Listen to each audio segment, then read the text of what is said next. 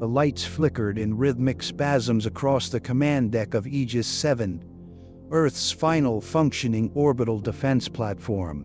Every tremor in the hull reverberated through the soles of Commander Elena Shaw's boots, each jolt a brutal reminder of how close they were to oblivion. Outside, the blackness of space was lit by fire and plasma, the dying embers of mankind's resistance. Another impact shook the station. The forward viewport lit up with the eerie purple glow of Varian torpedoes. One of them burst across the shielding dome, leaving a searing crack that danced like lightning across the barrier. The shields were failing. Everyone knew it. "Status?" Elena demanded, though she already knew the answer. "Shield integrity at 12%, Lieutenant Ramirez answered. His voice was even, but his knuckles were white against the console. "And the reactor?" Ramirez hesitated for only a beat. "Cooling systems are failing. We have maybe 10 minutes before overload." 10 minutes.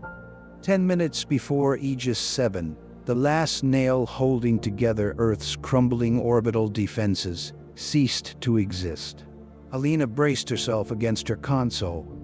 A shallow cut above her left eyebrow bled into her eye, blurring her vision with warm crimson.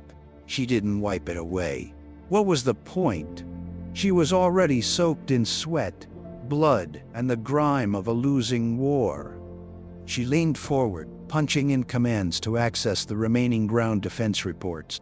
The screen filled with damage logs, red-coded alerts, and casualty counts that barely even registered as real anymore. Her eyes paused on a flickering feed from Geneva. The hologram shimmered into focus. Colonel Wei, the commander of Earth's Central Military Operations, appeared in life-size projection before her. His uniform was singed and torn.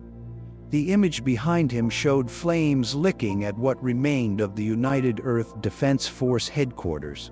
"We're overrun," he said, his voice tight with exhaustion. "Paris fell. Moscow's underground bunker was breached 3 hours ago. Beijing's hanging on by a thread, but it won't hold. Not for long." His eyes found hers, filled with something far heavier than defeat. Resignation. "We're looking at total surface collapse within 48 hours. Elena didn't flinch. Not outwardly. Inside, though, something broke a little more. She had known this day was coming. Ever since the Varians, those crystalline, exo-armored monsters with quantum phase weapons, had torn through Earth's colonies like paper. It had only been a matter of time. Mars fell in 6 days. The Jovian moons didn't even last that long. Now, Earth Home was about to join the list of tombstones in the void. Her voice was cold steel when she spoke. Enlisted Protocol Omega on all remaining military installations. Colonel Wei blinked. "Commander, that would mean I know exactly what it means," she cut in. "Wipe everything.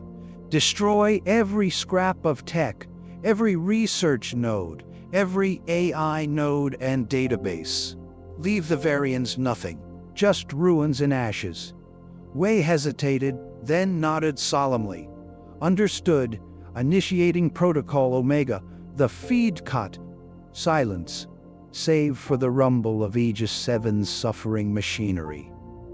Elena turned to her communications officer. "Send the encoded Lazarus signal. Now." The young officer paled.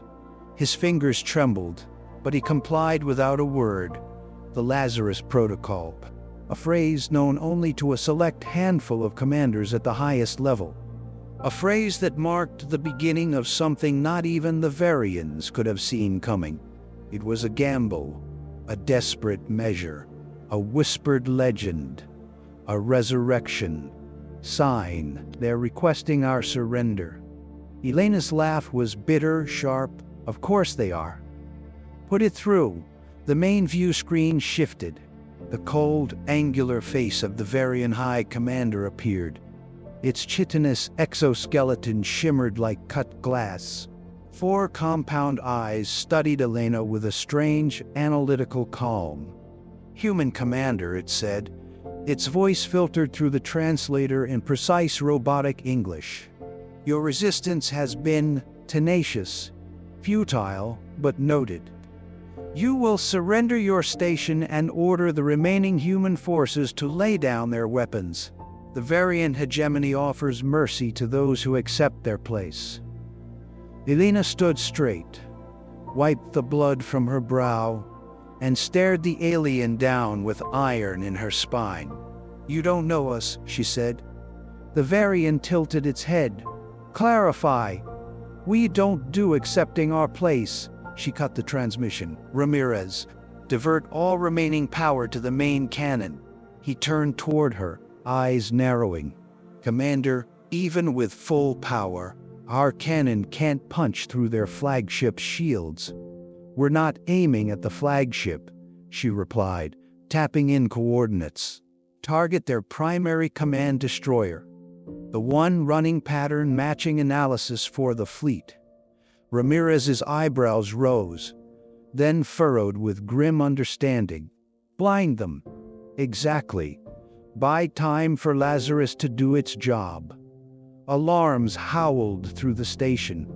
The reactor was crying out in pain. The countdown had begun.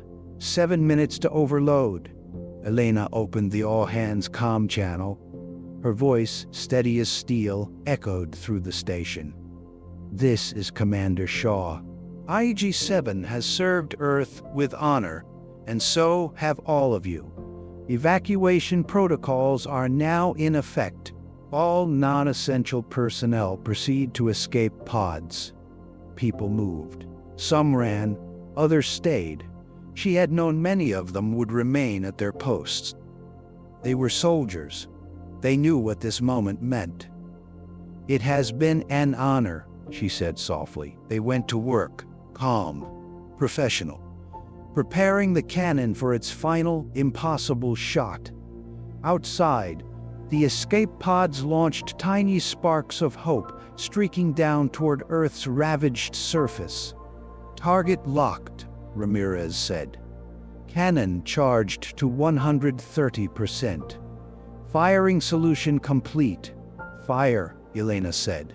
The Aegis-7 shuddered one last time as its cannon unleashed a lance of searing energy. Across the tactical screen, the beam tore through space, piercing the command destroyer. For a heartbeat, its shields held. Then they shattered. The ship split open, molten debris trailing behind like a comet. "Impact confirmed," Ramirez said, awed. 1 minute to detonation, the ship's AI reported. Elena sat down in her command chair, hands resting on her knees. The variant fleet had begun shifting, reorienting, confused, hesitating. It wouldn't last, but it didn't need to. "Do you think it'll work?" Ramirez asked. She didn't look away from the view screen. "It has to." Her mind drifted as the seconds ticked down. She thought of the facility buried miles beneath Antarctica's ice, untouched, hidden, buried from every scan, every satellite. The Lazarus facility. Inside it, they had placed everything humanity had deemed too dangerous, too untested, or too late. A last resort. 100,000 soldiers, cryogenically frozen. Not ordinary troops, but enhanced. Subjects of the Prometheus Initiative, genetically modified, augmented with technology that had been banned by every international treaty. Super soldiers. With them, manufacturing systems capable of building weapons never deployed. Delph technology that didn't exist. Ships and suits that hadn't even made it to prototypes before the war came crashing down. All of it waiting, dormant, until the signal. 30 seconds to detonation. "This isn't the end," Elena whispered. The variant ships loomed larger in the viewport, closing in. Too late, the reactor detonated. A blinding, white-hot sphere of light consumed the Aegis 7 and 3 Varian vessels foolish enough to be nearby. The explosion lit up the sky over Earth like a second sun. And far below, deep within Antarctica's unbroken ice, the Lazarus signal was received. The facility stirred. Systems booted up. Cryogenic chambers hissed and cracked. The awakening had begun. Major Dominic Reed gasped as the freezing sting of revival stabbed into every nerve in his body. Blood returned to his veins like fire. His lungs expanded violently, pulling in cold, recycled air. He was awake. As the pod cracked open, blue light spilled across his face. Thousands of pods glowed around him. Shapes moved inside. Vital signs stabilizing, the AI said calmly. Neural pathways reconnecting. Welcome back, Major Reed. Dominic blinked, barely able to speak. How long? 7 years? 3 months? 17 days, the AI responded. Too soon, but not soon enough. The world had fallen. Now it was time to rise. The awakening, Prometheus stirs darkness. Then pain. It wasn't the pain of injury or death, but the raw, blistering agony of returning to life. It tore through frozen muscles like knives, flooded dormant veins with fire, and hammered into neural pathways that had been silent for over 7 years. Major Dominic Reed gasped as air surged into his lungs for the first time in what felt like a lifetime. The cold was overwhelming, like ice had replaced his blood. He thrashed, instinctively trying to move, but his limbs didn't respond the way they should. The world was blurry, reduced to distorted blue light filtered through a curved, transparent surface. Then movement. His pod cracked open with a hydraulic hiss. Vital signs stabilizing, said a synthetic voice. Neural pathways reconnecting. Welcome back, Major Reed. He coughed violently, leaning forward. Muscles screamed in protest, stiff from long disuse despite their augmented design. The floor of the cryo chamber was freezing against his bare feet, the recycled air stale and metallic. He looked around, blinking hard as his genetically enhanced eyes adjusted to the dim blue glow of emergency lighting. All around him, identical cryopods were activating in sequence. Hundreds, no thousands. Soft hissing sounds echoed through the chamber as lids lifted and figures began to stir. Reed placed one hand on the edge of his pod, forcing himself upright. The pain was sharp. Sudden but welcomed. Pain meant he was alive. "How long have I been out?" he croaked. His vocal cords felt raw, like sandpaper dragged across stone. "You have been in cryogenic suspension for 7 years, 3 months, and 17 days, the AI replied. Reed exhaled. It wasn't as long as they had planned for. They had prepared for decades, possibly longer. But it had still been enough time for the world above to fall completely. "Status of this facility?"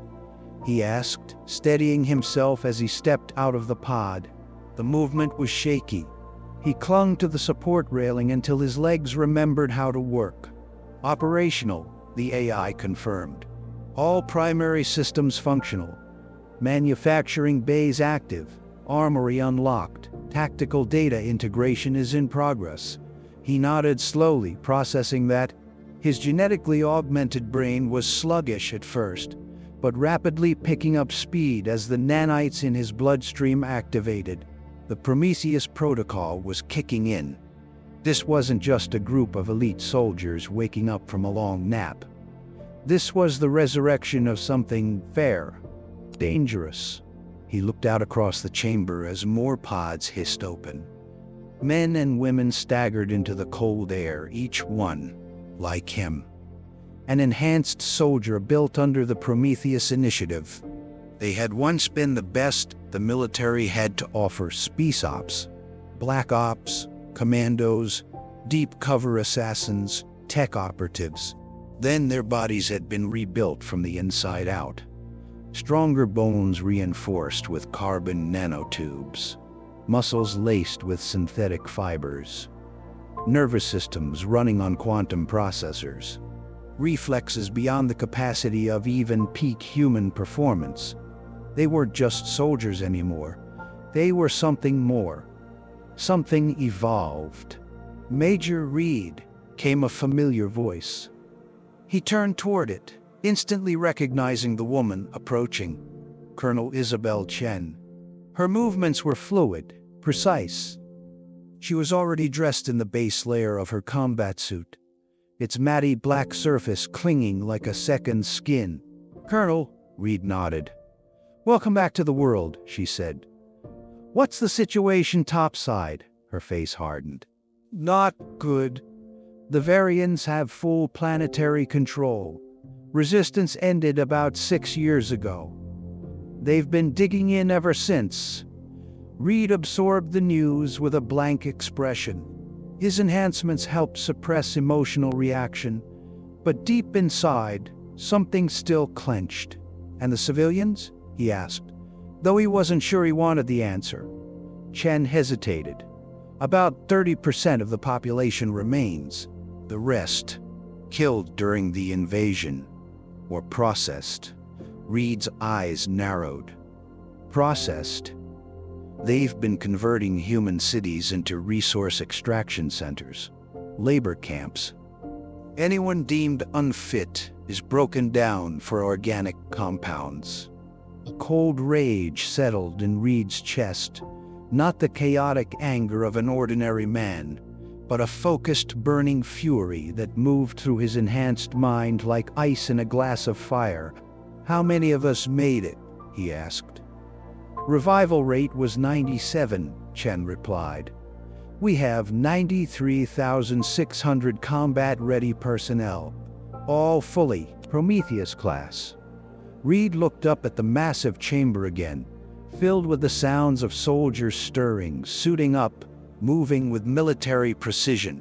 Every one of them had been handpicked from elite forces across the globe, then reshaped, trained, frozen, waiting for this exact moment.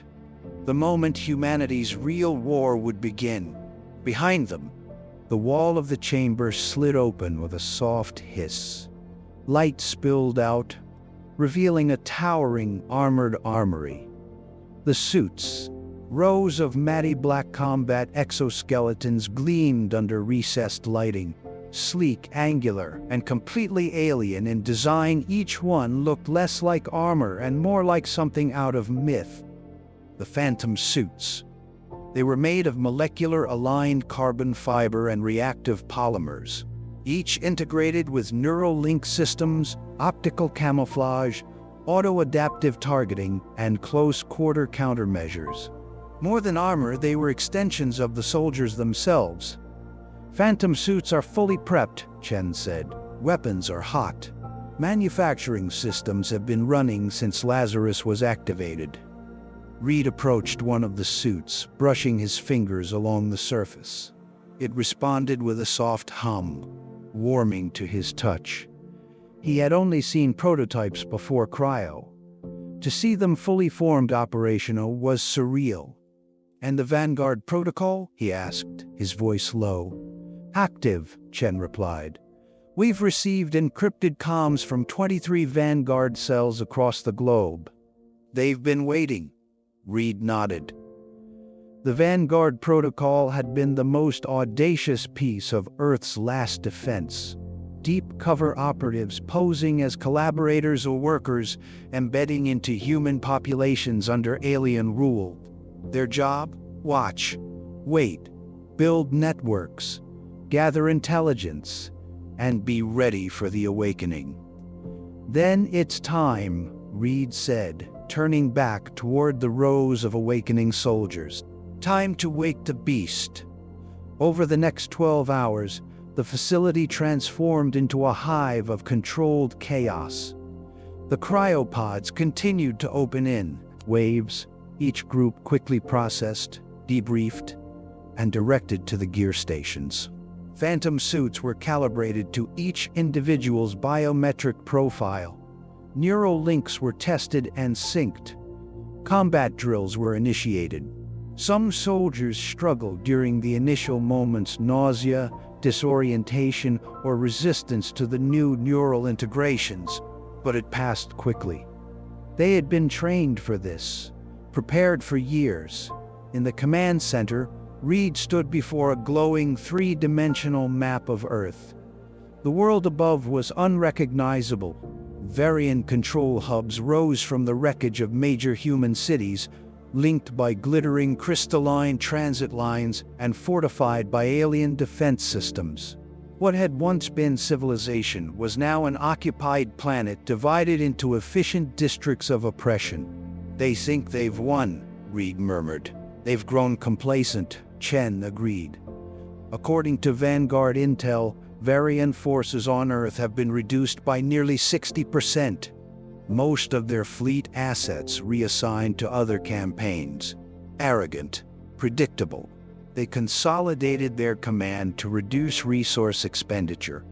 Chen added, pointing at the projection of what had once been Singapore. A massive crystalline tower now sat where the skyline used to be. Reed studied it. Central Command? Exactly. All Earth-side operations are coordinated from there. They built a single point of failure, he said. Typical of occupying forces who think their enemy is broken.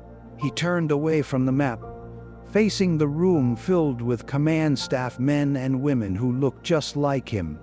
Taller, leaner, eyes glowing faintly with artificial enhancement. Weapons of war in human form. The Varians believe the war ended 7 years ago, he said. They saw our colonies fall, watched our cities burn, saw our defenses collapse. They think we're finished. He stepped closer to the holographic map and tapped the center of it. They think they won. The room was silent. They were wrong. The strategy came together fast. Unlike Earth's conventional military forces, the Prometheus units weren't designed for prolonged defensive warfare. They were a scalpel, not a hammer made for infiltration, sabotage, and lightning-fast decapitation strikes. Teams would move through old sewers, tunnels, collapsed subway systems, ghost pathways through ruined cities. Every move calculated by the AI systems that ran simulations thousands of times per second. "We don't need to overwhelm them," Reed said in the final pre-mission briefing. "We just need to confuse them. Hit their eyes, blind their ears, cut their lines. Then we move to the next phase. Sunburst, Vanguard, then the hammer."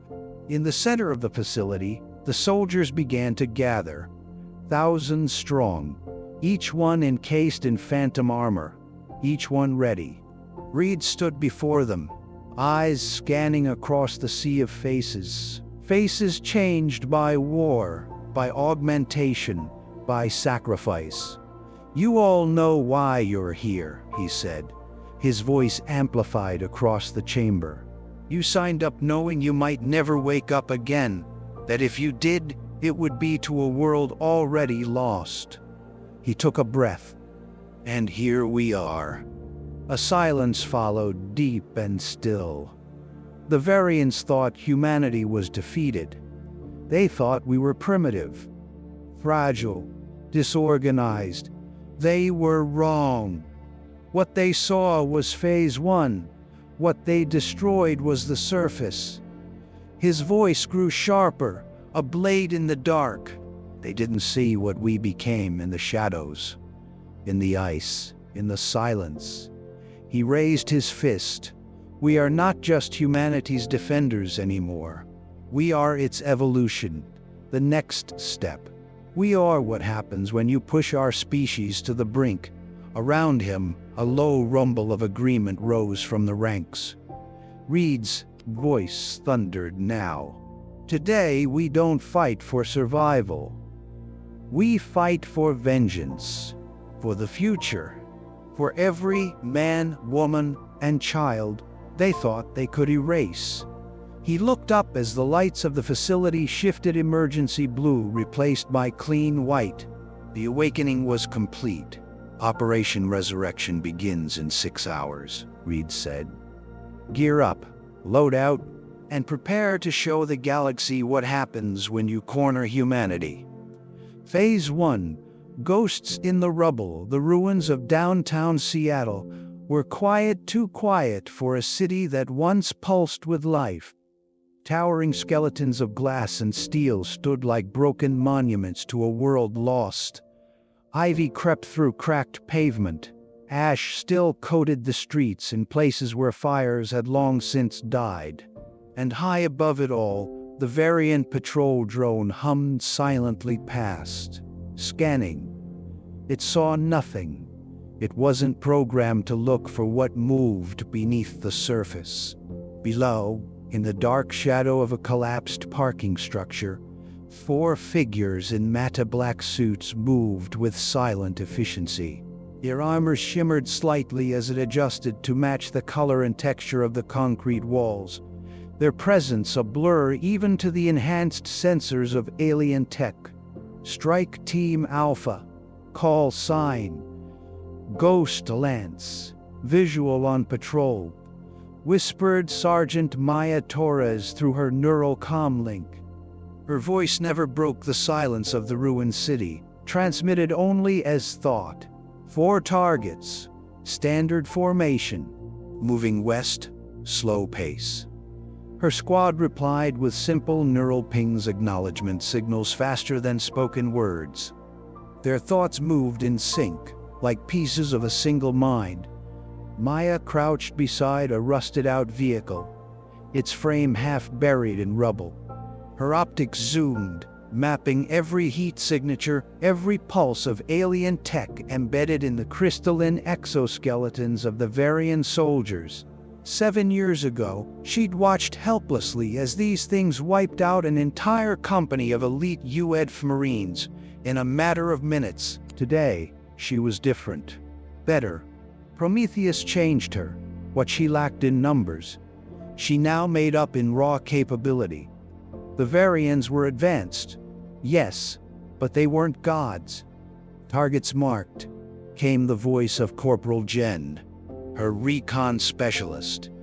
20-second sweep window between drone passes.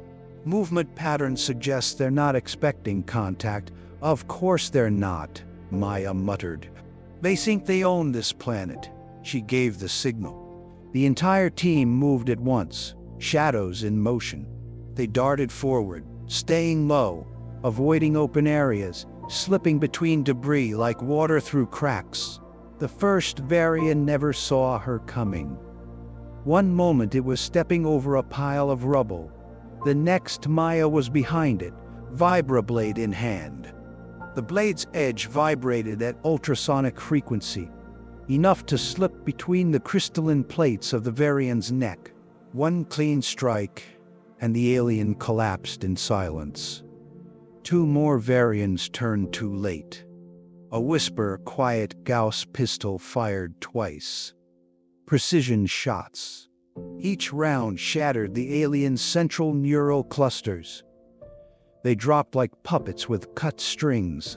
The 4th Varian raised its plasma rifle and triggered its emergency beacon, but it sparked and died before it could transmit. EMP micro devices stuck to the alien's chest flashed once and shorted out its systems. 12 seconds. 4 enemies. No alarm. First objective complete, Torres reported. No alerts triggered. Moving to Phase 2. All across the world, similar scenes played out in eerie synchronicity. In the burned-out ruins of Cairo, a 5-man Prometheus team neutralized a Varian listening post embedded in a collapsed minaret. In the depths of the flooded London underground, 3 enhanced saboteurs silently hacked into alien relay nodes and left data ghosts to confuse patrol patterns.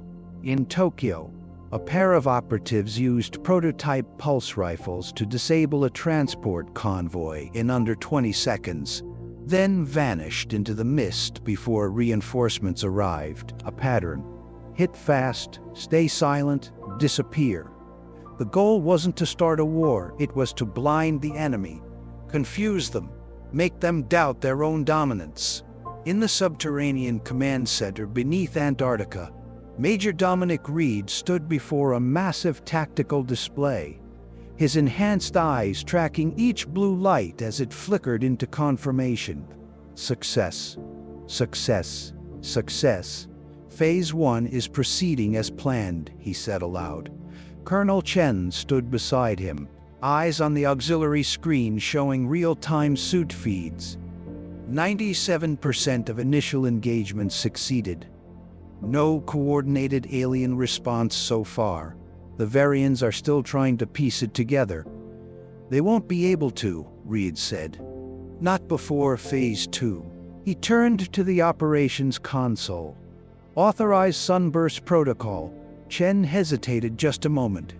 It's early. It's perfect timing, Reed said. They're disoriented. We hit their comms network now. They won't know which way is up. She nodded and entered the sequence. All over the globe, Prometheus strike teams received the update through their neural links. Sunburst. Authorized in the ruins of Seattle. Torres blinked as the order flashed across her HUD. She adjusted her stance behind a burned-out bus and turned toward the squat, crystalline structure, barely visible beyond the plaza, a repurposed human power substation. Now one of thousands of Varian comm relay nodes. New orders confirmed, she said. Sunburst is go. Lopez, with me. Rodriguez and Jen, take flanking positions. He pulled a small device from his armor's compartment, a seemingly standard maintenance module, made to resemble Varian tech. Inside, though, was a worm of human design, an AI virus built in the Antarctic facility, designed to disrupt Varian data protocols from within. They advanced toward the building under full stealth, their suits adjusted with each step, mimicking the textures of walls, the faded paint of signs, even the shattered glass of abandoned shops. Not invisibility, just close enough to fool most eyes. 2 guards, Jen reported. 20-second surveillance window between rotations. Maya gave a mental nod. Execute. 2 suppressed Gauss rounds. 2 downed Varians. They slipped into the building before the automated sensors could register the change. The corridors inside pulsed with eerie blue light. Organic-looking cables spread like vines across walls and ceilings. Alien tech had overtaken the human grid system, growing in place like tumors. Lopez approached the main node, a crystalline tower pulsing with rhythmic data bursts. Installing Sunburst, he said. From a pouch on his suit, he inserted the virus module into the control interface. It synced in seconds. 3, 2, 1. Sunburst live. A green light blinked across their HUDs. All across Earth, similar devices were being activated. Not to immediately cripple the network, but to infect it. Sunburst was subtle, deceptive. Each module appeared functional to Varian diagnostics, but secretly altered data streams, introduced delays, rerouted commands, and seeded new packets with corrupted code. The goal was simple: unravel Varian command structure from within. Package in place, Lopez confirmed. Extraction, same way we came, Maya said. Move. As they exited the facility, Maya looked back once, eyes scanning the alien cables along the ceiling. Already a faint shimmer flickered along the node, barely noticeable, but proof that Sunburst had begun to spread. Back in Antarctica, the lights on the command board were turning green across the world map. 82% global implantation rate, Chen reported. Heavy resistance in some fortress zones, but nothing critical. That's enough, Reed said. Initiate sunburst cascade. She input the final code. Across the Varian-controlled Earth, tiny threads of chaos began to weave themselves into the fabric of command. Data streams slowed. Communications became unreliable. Automated defense systems started to misfire. Drone patrols moved in incorrect patterns. Some outposts began receiving false threat alerts, prompting panicked responses. In the Varian command hub in Singapore, the cracks were starting to show. High Commander Kavor stood inside the central dome of the spire, his 4 compound eyes shifting rapidly between diagnostic displays. He did not like what he saw.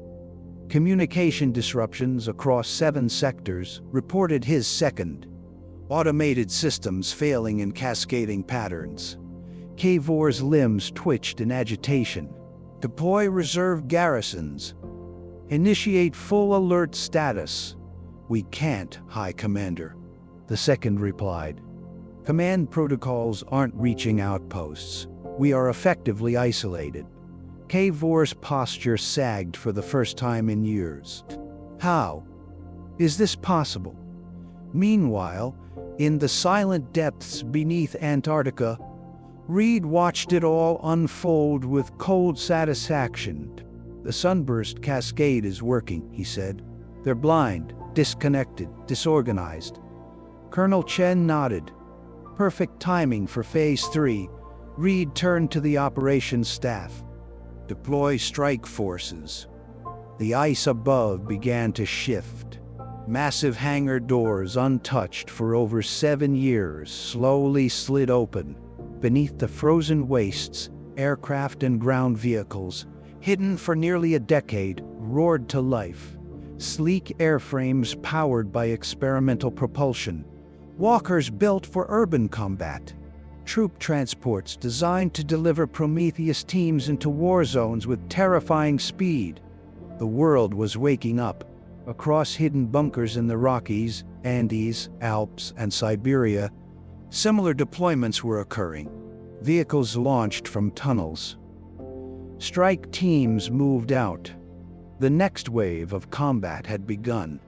In Seattle, Maya Torres climbed into a low-profile drop transport parked inside a ruined subway tunnel. All teams reporting in, she said. Strike elements ready for next engagement. Sunburst, confirmed active. She looked at the skyline, once a symbol of human ambition, now desecrated by alien spires. She clenched her jaw. Time to take it back. As the transports roared across the night skies and strike teams rose from sewers and tunnels, the Varians remained one step behind. Their overconfidence, their assumptions, had made them vulnerable. They had conquered Earth expecting submission. But they had never expected ghosts in the rubble. They had never expected Prometheus. Phase 4. The Vanguard Uprising, 6 years. That's how long Dr. Elisa Chen had lived under Varian rule. 6 long years walking among the ruins of her former life, wearing the uniform of a collaborator, pretending to serve the enemy while carrying the weight of a lie so heavy it almost broke her. She kept her head down. She smiled when the alien patrols passed. She handed out basic medical care to humans wounded in labor accidents.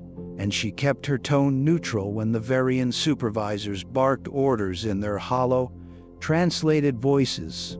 Most thought she was just another broken human trying to survive, but inside, she was waiting for a signal. And now, it had come.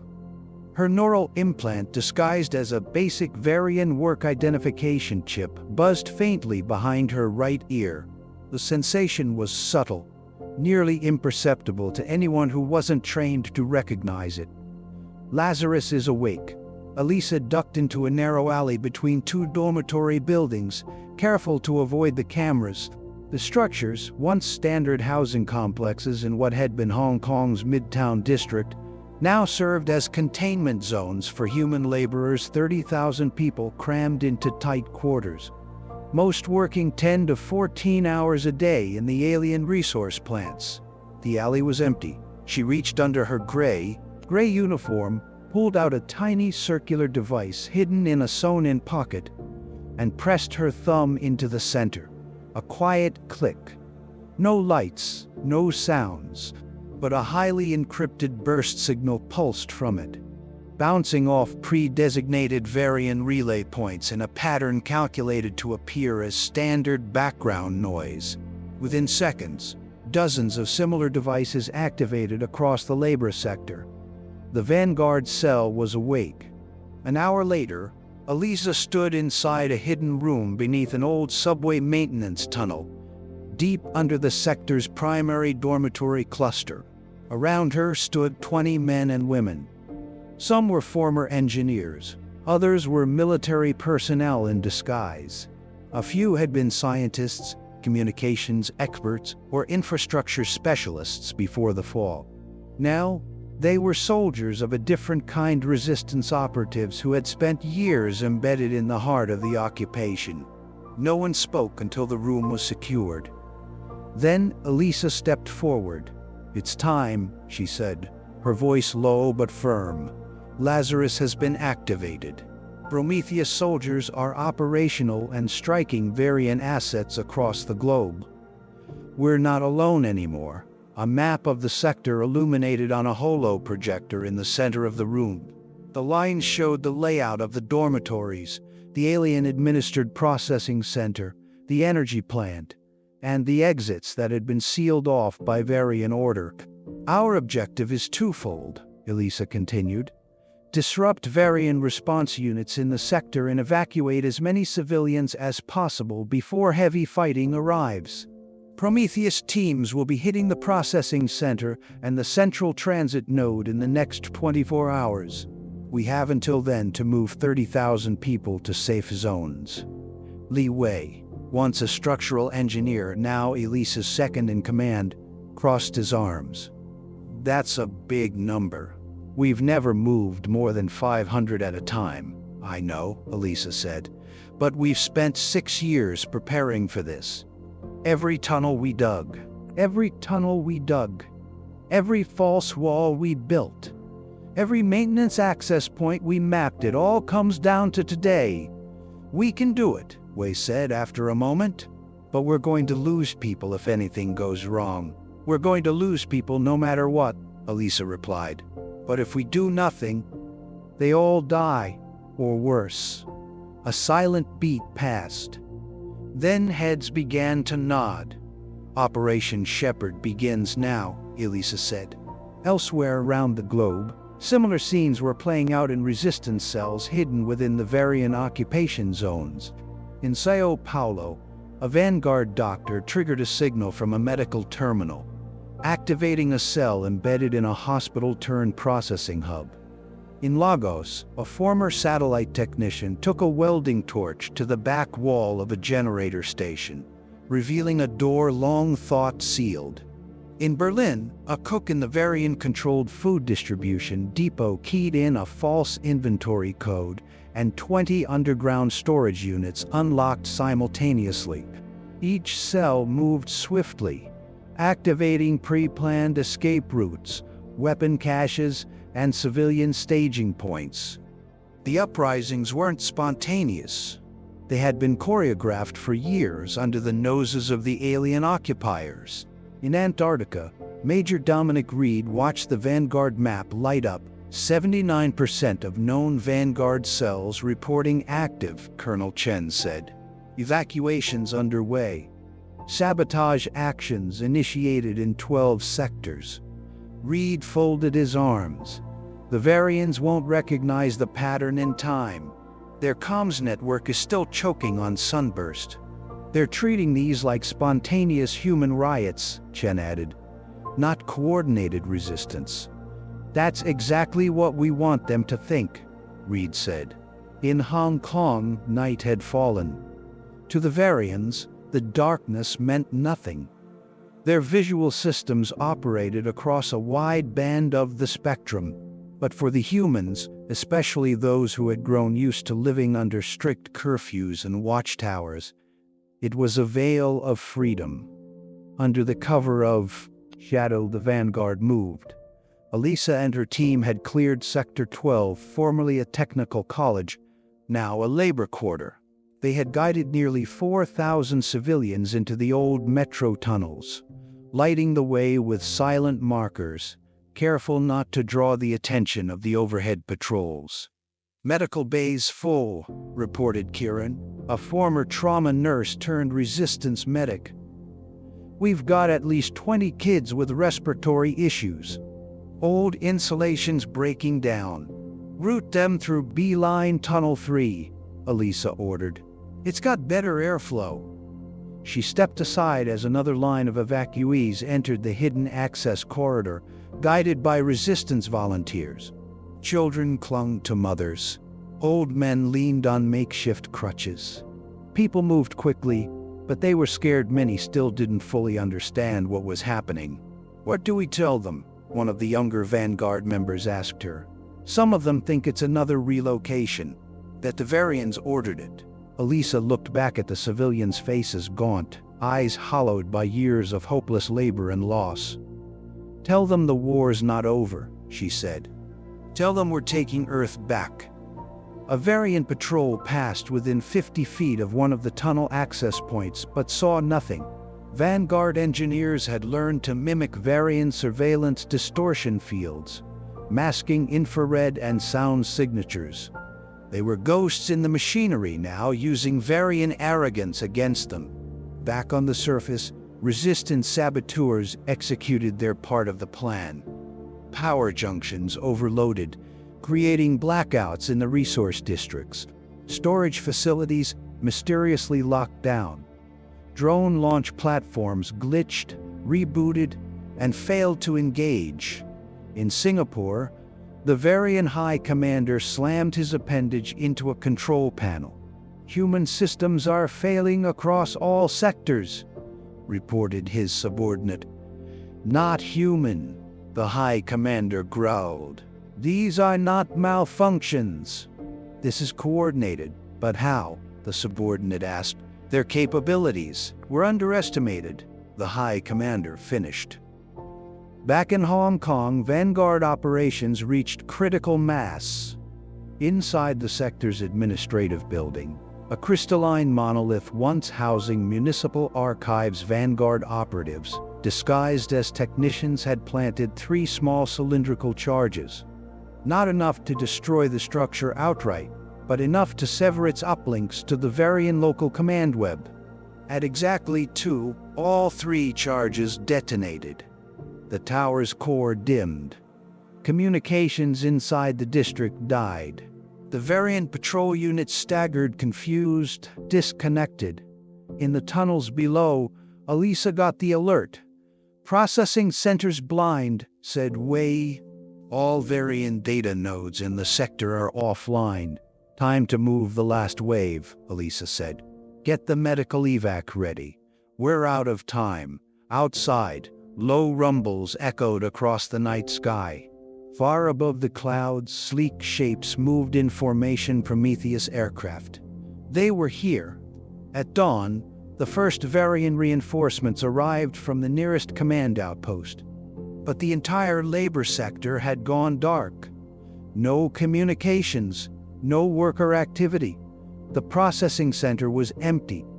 They found only silence, and messages scrawled in paint on walls and windows and floor panels. "We remember. We are still here. Earth is not yours." In the Antarctic Command Center, Reed and Chen reviewed the final reports. Civilian evacuation across all major sectors is at 87% completion, Chen said. Vanguard sabotage operations have degraded Varian response capabilities by 52. Reed stared at the globe, now flickering with blue light. "Across every continent. Phase 4 complete," he said.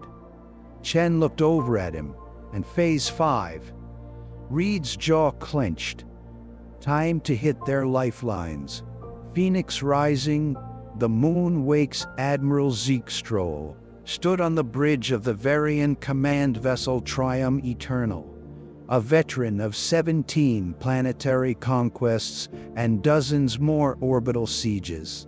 His crystalline appendages were locked behind his back in perfect posture, eyes scanning the holo display of Earth's orbit. The data stream rolling before him should have brought clarity. Instead, it showed madness.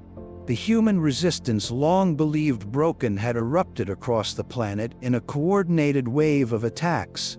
Communications were failing. Defense stations weren't responding. Entire districts had gone dark. Tactical patterns made no sense.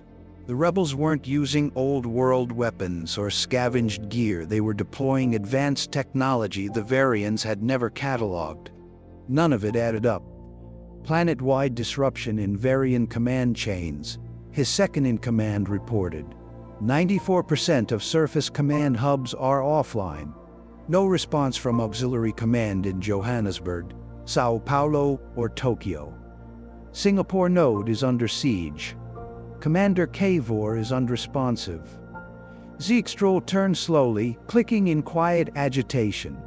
The humans had no such infrastructure remaining. Their defenses were shattered. Our intelligence was clear. Admiral, a comms officer, interrupted. We're detecting anomalous energy signatures originating from lunar orbit. Sector 7. Zeekstroll's eyes narrowed. The moon? There were no reports of lunar installations, his tactical officer added. The main view screen shifted as the Triumeternal's long-range optics zoomed in on Earth's moon. It appeared unchanged at first, gray, dead, pocked with craters. The surface matched the old scans. There were no visible signs of life or construction. Then, without warning, the image distorted. Entire sections of the lunar regolith began to shift. Massive plates of stone once thought to be solid moved in perfect synchronization. Dust and debris poured into the vacuum as a colossal structure pushed upward from beneath the crust, an artificial base, buried so deep even Varian gravimetric scans had missed it. It bloomed like a flower from the soil. A circular hangar opened along the equator of the facility. Then another, then 10 more. Each one glowing with heat and purpose. From within them, dark shapes began to emerge. What? In the name of the hegemony, Zeekstroll whispered. Launch signatures confirmed. The comms officer said, panic leaking into his tone. Hundreds, no thousands of objects deploying from the surface. Analysis, Zeekstroll barked. The sensor team responded in unison. Combat vessels. Human configuration, but unlike any we've previously encountered. Stealth hulls. No propulsion emissions. Gravitational field manipulation suspected. A cold silence descended over the bridge. Zeekstroll stared at the feed, watching as an entire fleet of sleek, black ships poured from the moon like hornets from a nest. They flew in tight formations, no transponders, no delay. Each vessel pulsed with energy. The Varian sensors couldn't classify energy that bent space around them, cloaking their exact position even as they closed in. Deploy fleet-wide defensive screen, he snapped. Battle formation. Pair all main batteries. The bridge lights shifted to red alert. Shield harmonics came online. Missile pods activated, but it was already too late. Beneath the Antarctic ice, Major Dominic Reed stood in the Lazarus Command Center, watching it all unfold through a towering tactical holo display. Around him, Prometheus officers and AI analysts coordinated the next phase of their plan. Phoenix Rising is fully operational, Colonel Chen reported. Lunar fleet at 79% deployment. Mars is reporting launch from all 3 platforms. Outer system stations confirming activation. Reed nodded. About time. He turned to the assembled staff. For 7 years, Earth burned, he said. We fought. We fell. We waited. The Varians thought the fight ended there. He tapped the side of the holo table. It zoomed out. A new layer of the battlefield lit up, one the Varians hadn't seen coming. The Phoenix Rising protocol was designed for one purpose: to build the real army where they couldn't see. We gave them Earth so we could prepare everywhere else. Mars, Europa, Titan, Callisto, even Enceladus. Each location lit up with blue tactical icons, indicating activation of human fleets, surface-to-orbit artillery, advanced strike wings, and mobile battle platforms. We didn't just survive, Reed said. We evolved. Admiral Maya Cortez stood on the bridge of Black Star, the largest lunar capital ship, once a prototype, now fully operational. She had been the last commander of Earth's orbital defense network, presumed dead after the Aegis 5 incident. In truth, she had volunteered for the Prometheus program, going dark to command this fleet from the shadows. Varian formation tightening, her tactical officer reported. They're preparing for conventional engagement. Perfect, Cortez said. They still think we're playing by old rules. She turned to the weapons officer. Deploy gravitational lance batteries. Target their central destroyer line. The order was given. From the front of Black Star, a series of smooth pulses radiated forward, invisible to the naked eye, but deadly. The gravitational distortion fields hit the enemy ships like invisible fists, bending space around them, buckling hulls, and shorting power grids through exotic resonance. 12 ships crippled, the weapons officer confirmed. 5 destroyed outright. No shield adaptation detected. Maintain pressure, Cortez said. On screen, the Varian fleet twisted into defensive chaos. Ships collided as formation protocols collapsed. The Admiral's gamble had worked. Their intel had failed them. Back aboard Triumph Eternal, Zekestrol was losing. Control! Report! He barked. Jump drives offline, came the desperate reply. Long-range communication is down. We're being jammed, unknown source. Another blast rocked the command deck. Sparks rained from the ceiling. Shields collapsing on the starboard side. Hull fractures on decks 4 through 8. Zekestrol's second-in-command turned, eyes wide. Admiral, we have to retreat. We cannot, Zekestrol snapped. There is nowhere to retreat to, and for the first time in his career he knew it was true. On Mars, at the edge of Valles Marineris, massive hangars opened for the first time in years. From their depths, high-speed interceptors and long-range missile frigates launched into the void. Each one was constructed in secret by Prometheus engineering teams, equipped with tech too risky to test on Earth. Now, it was ready. The Martian fleet launched with no warning, coordinating with lunar formations via encrypted quantum pulses. Prometheus Command had spent years perfecting these systems under the Varian's nose. The enemy had no idea that Mars still lived, let alone that it had built a fleet. In the asteroid belts, deep space human drones began targeting Varian supply lanes. Solar-powered cloaked sentinels activated en masse mining control points and intercepting logistics traffic. Even the gas giants lit up with activity. Titan launched orbital weapon platforms. Europa activated deep ice pulse cannons, hidden beneath kilometers of frozen crust. Everywhere the Varians had overlooked, humanity had prepared. It was overwhelming, coordinated, relentless, and it wasn't a battle anymore. It was a counter-invasion. In the Singapore command hub, High Commander Cavor stood in stunned silence, watching the feed from a remaining orbital camera. He saw the Earth's moon scarred and cracked, now surrounded by human warships. He saw the Martian fleet converging with it, pushing the Varians back. He saw the defense lines crumbling, and then the screen cut out. The humans had severed their final comm node. How? Kavor whispered, his voice broken. How did we miss all this? The door behind him opened with a sharp hiss. Dominic Reed stepped through. His Prometheus armor gleamed, black and silver, the mark of Earth's last and greatest weapon. His helmet retracted, revealing cold eyes and a jaw clenched with fury. "You missed it," Reed said, stepping forward. "Because we wanted you to." Kavor tried to rise, but Reed's hand clamped down on his shoulder, forcing him back. "We fed you fake data. You scouted what we wanted you to see. We gave you military bases bait, defense protocols decoys. All the while we built the real war machine behind your back." Kavor's crystalline shell began to fracture at the seams. "You sacrificed everything."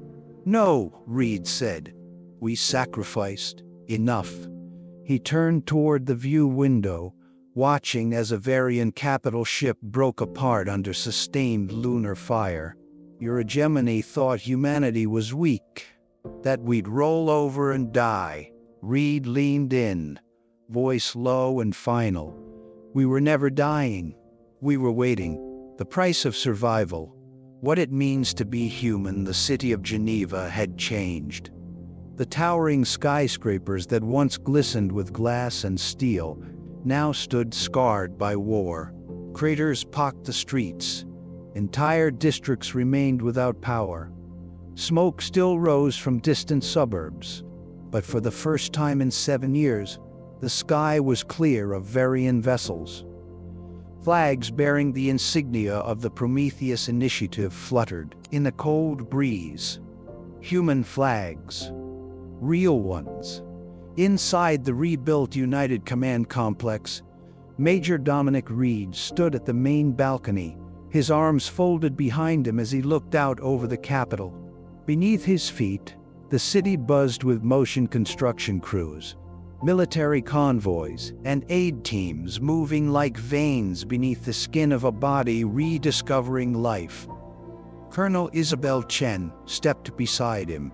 Her face bore new lines, her armor still streaked with the soot of battle, but her posture was as sharp as ever. "The last of the Varian surface outposts have gone dark," she reported. "Vanguard units confirm total planetary liberation." Reed didn't respond immediately. He watched a group of children, young, maybe 8 or 9, chase a ball through the street below, laughing as if war had never touched them. It was surreal. "And the Varian fleet?" he asked finally. Chen exhaled. "Gone. Their deep space signal stopped 3 days ago. No new jumps into the system. Nothing on the edge of the Keeper Belt. They've retreated." Silent, Reed nodded. It wasn't relief he felt, it was something colder, something heavier. "They're regrouping," he said. "Probably," she agreed. "But they won't be back soon. Not after what we showed them." Reed's eyes narrowed. "That's the problem." 3 days earlier, in low Earth orbit, the final battle had ended, not with a bang, but with a retreat. The Varian flagship Triumph Eternal had been crippled by gravitational lancefire from the lunar warship Black Star, its hull cracked in half, venting atmosphere and crew into the vacuum of space. The rest of the fleet, what remained of it, scattered into sublight escape trajectories. Their jump drives, scrambled by interference from Titan's broadcast arrays, couldn't get them far. Human forces didn't pursue, not out of mercy, but out of warning. Let them return. Let them tell the galaxy what they saw here. Let them whisper the name Earth. Inside the Geneva Command Center, a meeting convened. 17 Prometheus officers, 8 Vanguard leaders, and 3 AI representatives. Not a single career politician remained. Most had been lost in the first days of the invasion. What was left of human leadership now wore armor instead of suits and bore scars instead of medals. Chen activated the holo display. A galactic map appeared, the Sol system highlighted in blue. Around it, red sectors the expanding reaches of Varian conquest. But now, they stopped. Right at Earth, they thought we were finished. Reed began. They believed we were just another primitive species to catalog, conquer, and process. They saw our cities, our technology, our outdated fleets, and they assumed that was all there was. He looked at the room. They were wrong. He tapped the controls. New icons appeared: Lazarus facilities, Phoenix installations, outer system defense platforms. Symbols of what had been hidden, built in secret, paid for in silence. When we first detected the Varians approaching from beyond the Oort cloud, we didn't panic. We didn't try to match them head on. We knew we couldn't, not with what we had. So, Chen continued, we showed them what we wanted them to see. We gave them military targets, defense nodes, and comm traffic, all monitored, all staged. And while they watched us burn, we built the future in their blind spots. Reed finished. They all remembered. The mass evacuation of key scientists. The construction of hidden bases under the Martian crust. The secret research labs inside Europa's frozen oceans. The dark shipyards embedded in the moon's core. The Prometheus Initiative wasn't a desperation project. It was a rebirth, and it had worked. Too well. The cost, however, was unimaginable. Over 5 billion human lives had been lost since the start of the war. Cities flattened, cultures erased, families broken. Also, the survivors could buy time. And the survivors, what had they become? Reed looked down at his hands. He could still remember what it felt like to be just a man, not enhanced, not engineered, just human. Now his bones carried carbon nanostructures. His muscles could tear through steel doors. His brain calculated battlefield probabilities faster than AI. He wasn't human anymore, not in the way that word used to mean. None of them were. What do we do now? Chen asked quietly, as if echoing his thoughts. Reed turned from the window. We rebuild. Weeks passed. Across the globe, resistant strongholds became centers of recovery. Former labor camps became sanctuaries. Vanguard leaders were elevated to civic posts. Children who had never known freedom stepped outside without fear for the first time in their lives. The Prometheus soldiers, heroes of the war, became the guardians of the peace. But even as reconstruction began, the question lingered. What comes next? On the outer rim of the solar system, deep space scanners detected movement, not Varian. Something else. An anomaly. A signal. Something older than either species. It was dismissed for now, but Earth had learned its lesson. They wouldn't be caught off guard again. The Lazarus facilities weren't shut down. They were expanded, upgraded, integrated with outer system networks. The Phoenix armadas were placed on permanent patrol rotation. Humanity would not go back to sleep. They had already paid the price of survival, and they remembered the cost. 1 month after the fall of the last Varian command outpost, Dominic Reed stood at the base of the shattered Singapore Tower. It had once been the heart of Varian planetary control. Now it was rubble, twisted crystal and scorched metal. Around him, people gathered. Civilians, children, survivors. There was no speech, no parade, just a moment. A minute of silence for the fallen. Reed closed his eyes and let the quiet settle in. He saw the faces of those who didn't make it: the bridge crew of Aegis 7. Colonel Wei, the engineers who stayed behind to blow the reactor, the families who were never found. He had been built to survive, trained to fight, enhanced to win. But it was the memory of those sacrifices that made the victory matter. Without them, without their choice to resist, even in the face of annihilation, none of this would have existed.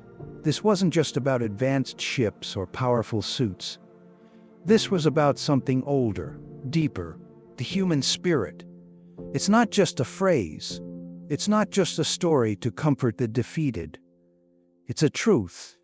Humanity was never defined by its weapons or its cities. It was defined by its stubbornness, its refusal to kneel, its willingness to burn so that others might live. The Varians had calculated probabilities, scanned tech, analyzed DNA. They understood everything except the one thing that mattered most: hope. Not blind optimism, not naive dreams. Real, tested, agonized hope. The kind born in the dark, forged through blood, and held like a flame in cupped hands through the coldest nights. That's what they didn't see. That's what they feared in the end.